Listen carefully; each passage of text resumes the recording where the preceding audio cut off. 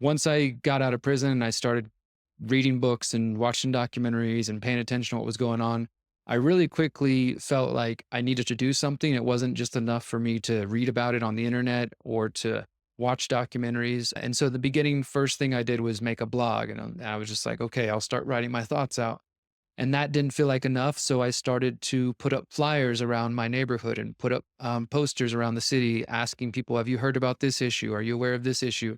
And I think I started a Yahoo group event originally back. I don't even know if that's still a thing, but this was before Facebook or the very beginning of Facebook.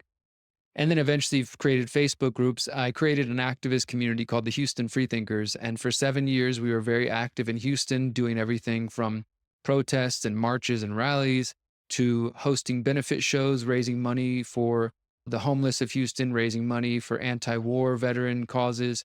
We had a community garden that we grew lots of food and taught people how to grow their own food. I also started to, through my activism, started to realize that the media wasn't doing their job. And there were some articles, for example, written about the Houston Freethinkers by the local media, and they called us a local group of conspiracy theorists. And I started to really quickly realize that the media was just as corrupt as the government and these other institutions.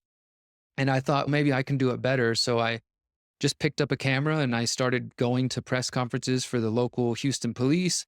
I started going to press conferences for the mayor's office. I started attending city council and just sharing my concerns, sharing my thoughts, but also putting a camera and a microphone in the face of the politicians and the police. And that was really the beginning of me starting to take myself seriously as a journalist, and also again seeing how these politicians and the police officers and other officials, they promote themselves like they're big and they're so important.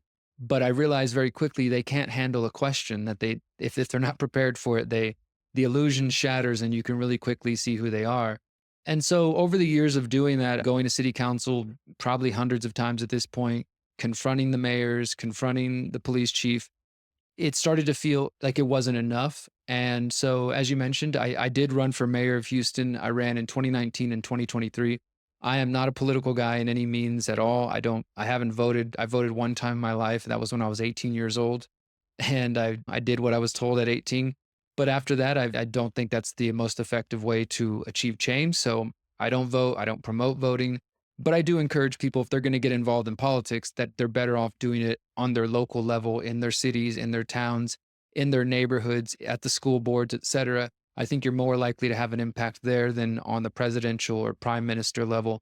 But nevertheless, I decided that I was going to run so that I could bring these same issues in front of the whole city, because I was going to city council and I was trying to confront the city council and the mayor about they were rolling out 5G at the time, and I was asking them questions and they were ignoring me. I was going to public events and putting a camera in front of the face of the mayor, and his bodyguards would grab me and push me, and he would laugh in my face and run away.